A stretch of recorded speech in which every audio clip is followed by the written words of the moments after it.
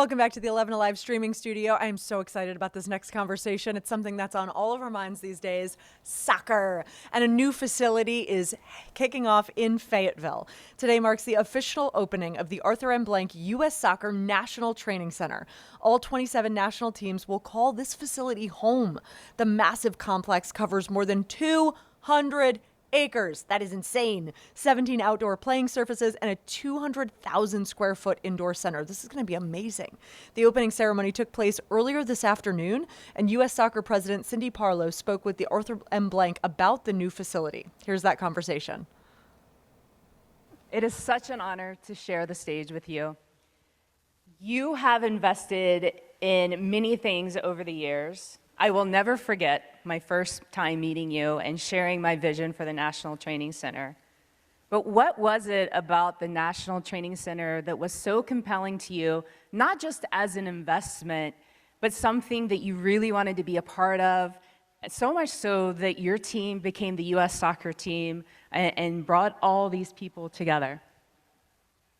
It's a long story, but first I need to thank Dan Cathy, who's been a lifelong friend. His dad was a lifelong friend.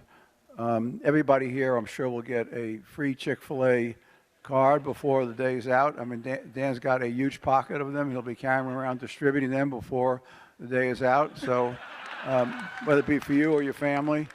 And I want to thank B. Perez, who's been a dear friend. Coca-Cola's been a great partner of ours forever, and B's been a great partner of ours and a friend forever as well. So thank you both for your partnership and support.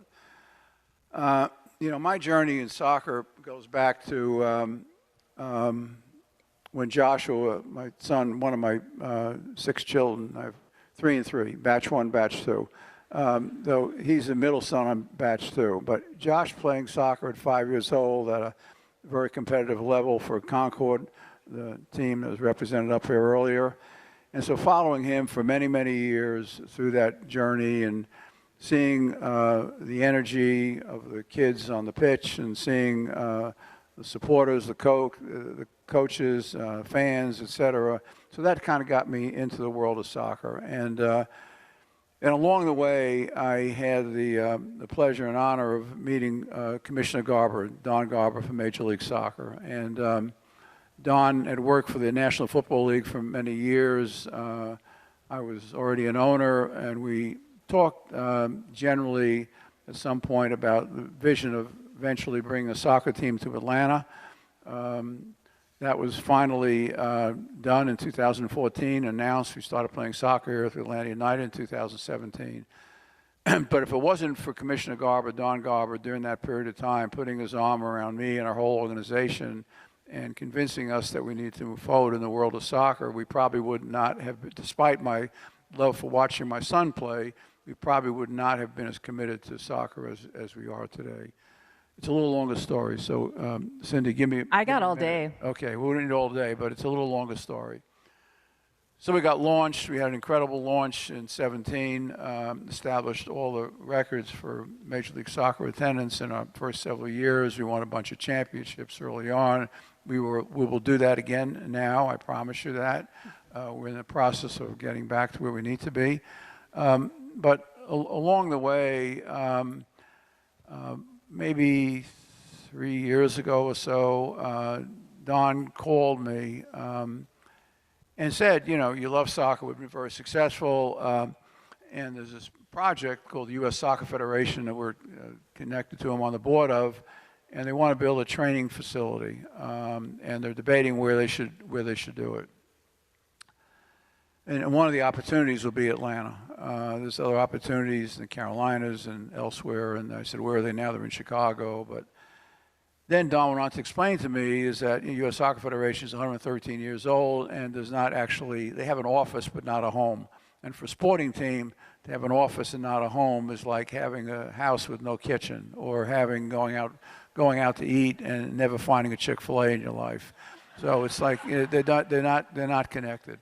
So I mean, how can that be? He said, well, every other country throughout the world that plays soccer, and there's only 195 countries in the world, but FIFA says there's 211 countries playing soccer. So I haven't quite figured out how there's more. How FIFA's saying there's more countries playing soccer than there are in the world today, but I'll have to ask that question to the right person at the right time.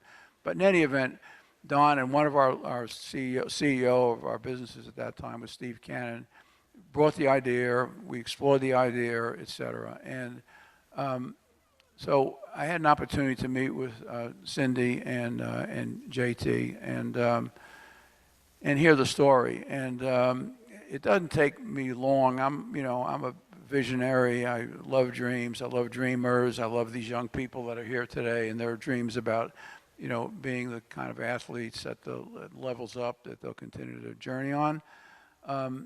And the truth of the matter is, and it was interesting, I had the same situation with the Children's Hospital that we were honored to be part of here in Atlanta, is that, Cindy came in with a deck, and JT had a bigger deck. I mean, I don't know who was going to do more talking, but between it, they were going to cover me up for a long period of time.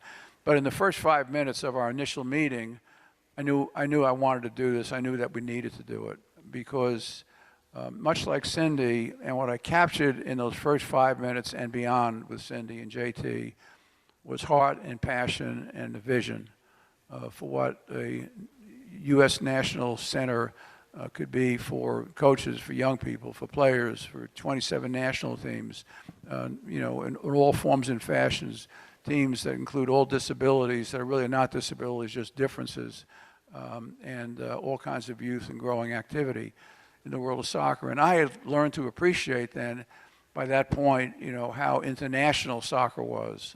Growing up, I didn't play it, played a lot of other sports, but seeing it through the eyes of my son and seeing it through the eyes now of World Cup and FIFA, and all of that came connected. But it was the vision and the passion and the energy for the soul of soccer and the soul of what soccer brings together, which to me is young people.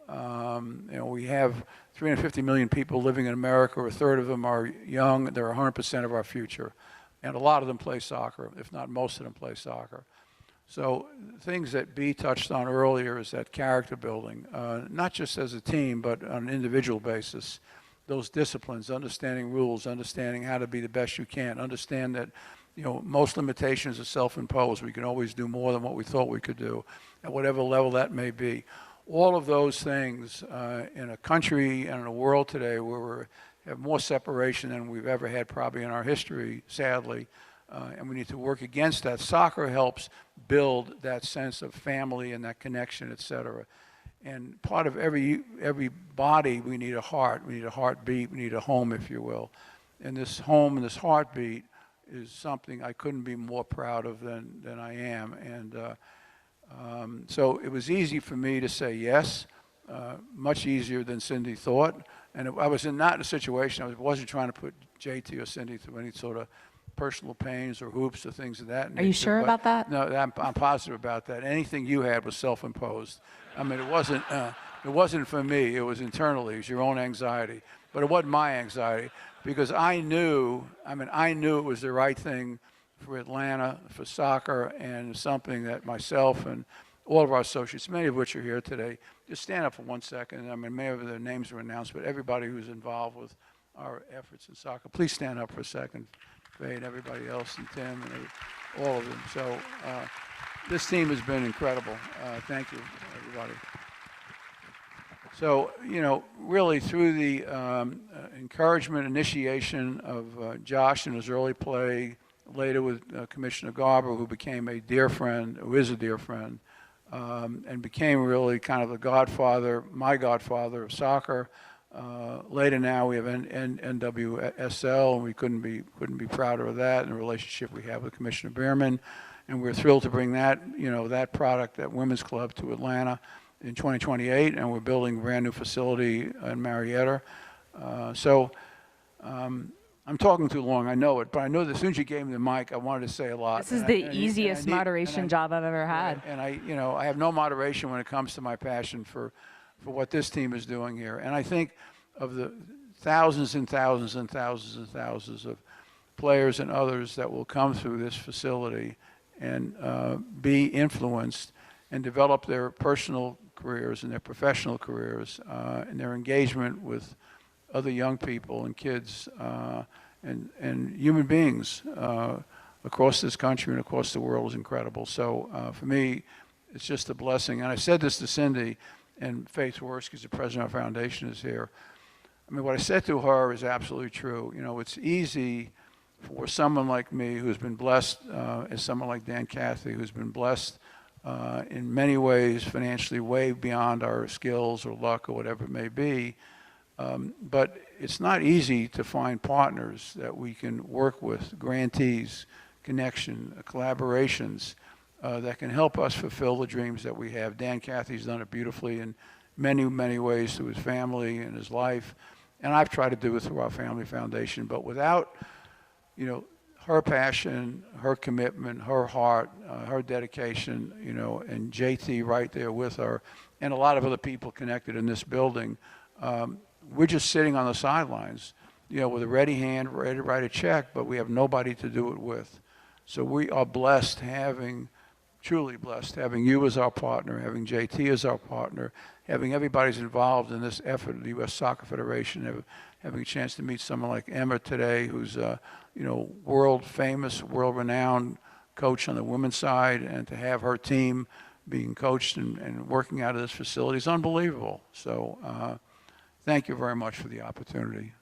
And I've taken up, this is really bad, I've taken up all my talking time, I am sure. But I mean, couldn't you listen to him all day? So I'll skip all my other questions and I'll go to the last one.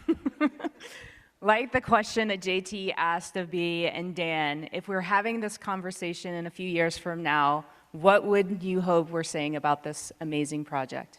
Well, I mean, the project itself is just the way it sits today. If you haven't had the time, I've been through during the construction phase. I didn't get a chance to walk through completely today, but you know, you've got, you know, 200 acres here, 123 are being built out. There are 330,000 square feet under roof here today. There are more than 17 full pitches and for every form of soccer you can imagine.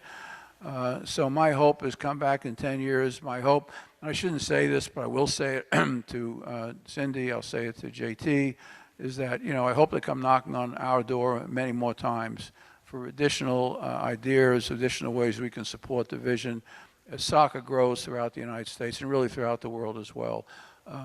One, because the benefit of the sport, but I would say, for me personally, equally important for the impact it's having on young people, getting them outdoors, getting them connected to each other, that human connected, which we're suffering with today in this country and suffering with worldwide. Soccer brings so many great attributes, human attributes together in the most beautiful way, you know, as a byproduct of the brilliance of the sport being played. So I want to be part, I hope I can be part of the growth and looking back in 10 years and say, well, we've added on this, we've added on this, we've added on this, not because for the sake of it, but because of demand, because that many young folks were processing through here and teams are processing through here.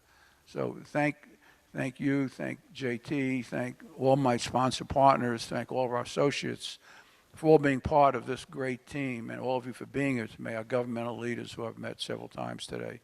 Thank you all for being part of this. It's not just a facility. The facility is a facility, but it's the hearts and the minds and the spirits of the young folks and younger going on in age a little bit, being, you know, processed and having an opportunity to live their dreams. And I would say one last thing. People sometimes ask, I mean, how does all this stuff connect to our businesses and what have you? The truth of the matter is you go back to Home Depot, which we founded in 1978, opened up stores in 79, and my partner Bernie Marcus, who Dan knew very, very well, his dad knew well, would feel the same way. I mean, basically what we did inside of Home Depot and still being done today with 475,000 associates and 2,400 stores in North America is that, you know, we touch the hearts and the mind of people. We fix their problems and we make their dreams come true. So you'd say whether for us, whether it's Atlanta United or Atlanta Falcons or NWSL, Team Crest, the name to be announced, or all of our PGA Tour superstores, or our guest ranches in Montana, or our connection here, it's actually all the same thing. We are touching the hearts and the minds of people and helping them fulfill their dreams. So we try to bring joy and happiness and peace and connectivity to people in all of our businesses, which answers another question that Cindy's not going to have time to ask about the connection of philanthropy and community and business. I would say this, Dan would give you exactly the same answer. All those things are truly connected.